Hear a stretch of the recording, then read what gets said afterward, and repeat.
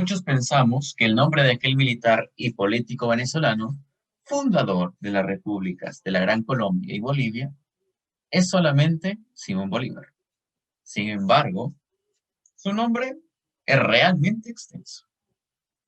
Atención, Simón José Antonio de la Santísima Trinidad Bolívar, Palacios, Ponte y Blanco, fue una de las figuras más destacadas de la emancipación hispanoamericana frente al Imperio Español.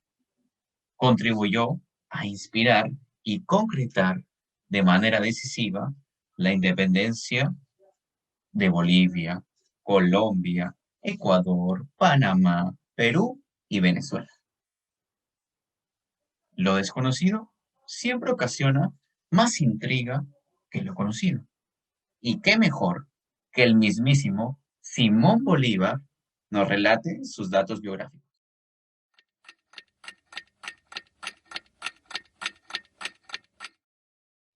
Mis padres eran Juan Vicente Bolívar y Ponte Andrade y María de la Concepción Palacios y Blanco. A pesar de la diferencia de edad entre ambos, formaron una gran familia. Tengo cuatro hermanos: María Antonia, Juana, Juan Vicente y María del Carmen. Nací en la noche del 24 al 25 de julio de 1783, en una casa solariega ubicado en la plaza de San Jacinto de Caracas. Mi segundo nombre, es decir, Santísima Trinidad, viene de la capilla en la que fui bautizado. Mi infancia estuvo llena de tragedias. Mi padre murió de tuberculosis en enero de 1786, cuando apenas yo tenía 2 años de edad. Mi madre, Concepción, quedó como cabeza de la familia, velando eficientemente por nuestros intereses. Sin embargo, ella murió el 6 de julio de 1792, cuando apenas yo tenía 9 años. Por tanto, esas anécdotas que se popularizaron en Venezuela son absolutamente falsas. Fueron inventadas e introducidas en los relatos de historia por Arístides Rojas. Mi trayectoria escolar no fue tan brillante, pero a pesar de ello, fui enviado a España a los 16 años para continuar mis estudios. Allí contraje matrimonio el 26 de mayo de 1802 con María Teresa. No obstante, ella fallecería un año después a causa de la fiebre amarilla. Me sentía totalmente afligido. Me dediqué a viajar para mitigar ese sentimiento de dolor y desde ahí juré nunca casarme más. Este suceso fue el momento decisivo de mi vida, que me transmutará en un hombre público destinado a un fin mayor. A partir de ahí empezó mi vida militar y política. Mi anhelo de luchar por la libertad de mi patria me hizo participar en diversas campañas. Fui protagonista en la independencia de la Nueva Granada, a la que bauticé como la Gran Colombia. En 1823 llegué a apoyar a los amigos peruanos. Organicé el Ejército Unido Libertador, que logró las victorias de Junín y de Ayacucho. Pero lastimosamente fallecí el 17 de diciembre de 1803. Es aquí donde se presenta una gran interrogante. ¿Realmente fui un héroe o fui un villano?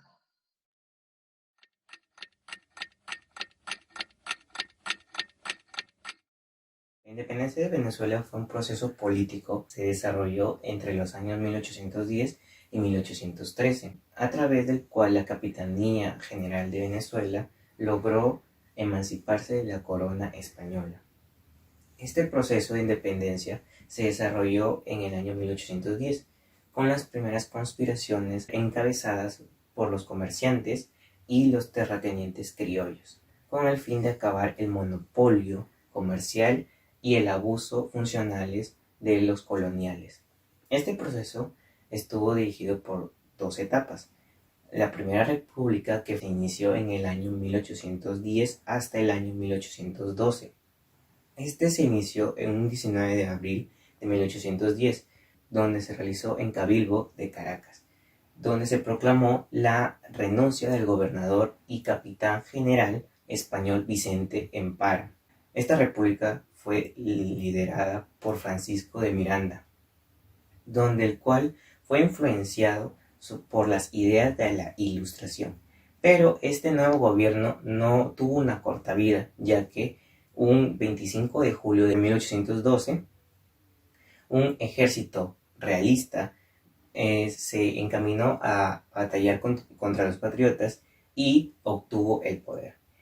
En la Segunda República, que inició en el año 1813 hasta 1814, esta se inició a mediados de 1813, donde Simón Bolívar participó en la campaña Admirable, donde derrotó a los realistas y los realistas que estaban situados en el oeste de Venezuela. Al mismo tiempo, se originó una campaña Oriente, donde fue dirigida por Santiago Merino, donde liberó las provincias de Cumaná y de Barcelona. Un 6 de agosto, Bolívar dio inicio a la Segunda República y proclamó la guerra a muerte hacia los realistas. Estos se reorganizaron y fueron comandados por el jefe José Tomás Rimana, donde se situaron en Caracas. Con esto ganaron la batalla los patriotas, la batalla de la libertad, pero no detuvieron el avance de los realistas. Pero un 11 de diciembre de 1814 vencieron en la batalla de Matutín y tomaron el control total del territorio venezolano. Esa fue así la independencia de Venezuela.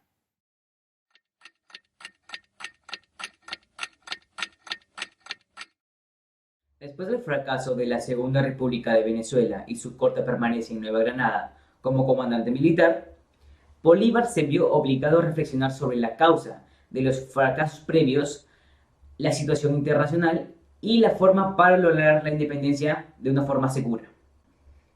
Sus reflexiones lo llevaron a la conclusión de que para alcanzar la independencia definitiva, él debía acabar totalmente con los españoles, para impedir que ellos realicen acciones de reconquista. Pero esto no sería suficiente. La idea de crear una nación semejante hizo que Bolívar tuviera un objetivo político mucho más amplio, y esto, en definitiva, le motivó a actuar de una manera muy diferente. Ya en la isla de Jamaica, Bolívar había expuesto la idea de conformar a Colombia como un país que debía hacerse realidad. Concluyó que para que esto pasara, tenía que haber un gobierno centralizado, capaz de coordinar las acciones necesarias para resguardar las fronteras y atribuir a los destinos de los pueblos de América hispana como garantía de la independencia. Aunque el proyecto de Colombia como nación en realidad lo idealizó Francisco de Miranda durante sus acciones precursoras, fue Bolívar quien tuvo el mérito de rescatar este proyecto del baúl de los recuerdos, de sus primeros contactos con Miranda en Londres y llevarlo a cabo contra viento y marea hasta su muerte. La independencia de Colombia fue un proceso el cual se llevó a cabo en el periodo del dominio del Imperio Español en el actual territorio del país. Dicho proceso se llevó a cabo entre los años 1810 y 1819 para emancipar los territorios que entonces comprendían el virreinato de la Nueva Granada. En 1819, un ejército republicano, comandado por Simón Bolívar, cruzó las montañas que separaban las provincias de Casanare y Tunja, y tras las batallas de Payo, Pantano de Vargas y Puente de Bocaya, obtuvo una vía libre para tomar control de Santa Fe en el año 1810, el 10 de agosto. El territorio ocupado por el virreinato de la Nueva Granada se convirtió en la República de Colombia, un estado republicano así nombrado en honor a Cristóbal Colón, primero federada con Ecuador y Venezuela, unión que la historiografía llamó la Gran Colombia. Tras la disolución de esta última en el año 1830, el antiguo virreinato asumió el mismo nombre de Colombia.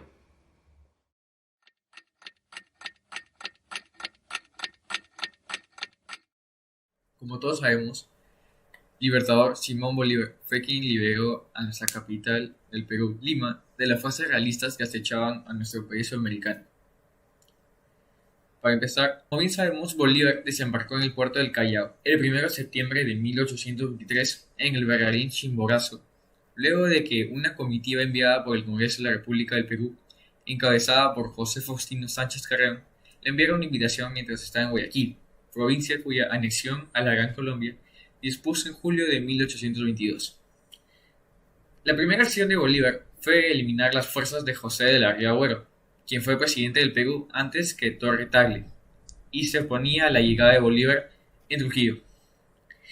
El ejército realista tenía el control de la Sierra Central y el sur del país, actuales departamentos de Junín, Ayacucho, Cusco y Arequipa. Por su parte, luego de la derrota de Riva Agüero, las fuerzas del ejército unificado tenían una posesión de la costa central y norte, y de la Sierra Norte, actuales departamentos de Piura, La Libertad, Ancash, Lima y Cajamarca. Ante ello, siendo factible la posibilidad de que Lima fuera invadida por las fuerzas realistas, como en efecto lo fue, tras el motín del Callao, Bolívar decidió mudar su cuartel general al pueblo de Pativilca, 200 kilómetros al norte de Lima. Sin embargo, las fuerzas realistas ocuparon Lima el 29 de febrero, para más tarde replegar su fuerza principal a la Sierra Central y sostener una guarnición en el Callao, cuyas defensas quedaron bajo el mando del militar español José Ramón Rodil. Bolívar se hallaba enfermo de cuidado en Pativilca, en la costa del Perú, donde recibió la noticia de que la guarnición del Callao se había pasado a los realistas. Lima cae en manos de los realistas, pero el Congreso del Perú, antes de disolverse, nombra a Bolívar dictador, como en la antigua República Romana, es decir, una figura con facultades ilimitadas de forma temporal para salvar a un país en tiempos de peligro. Él acepta serenamente tan tremenda responsabilidad. Retirado a Trujillo, trabaja infatigablemente por lo que su genio y su fe en el destino de América operan el milagro. Emprende la ofensiva y el 6 de agosto de 1824, en Junín, derrota al ejército real del Perú. La campaña continúa, y mientras Bolívar entra en Lima y restablece el sitio del Callao el 5 de diciembre, el general Antonio José de la Sucre, en Ayacucho, por su parte, pone el sello definitivo a la libertad de América el 9 de diciembre de 1824. Y es ahí cuando el Perú es libre al fin.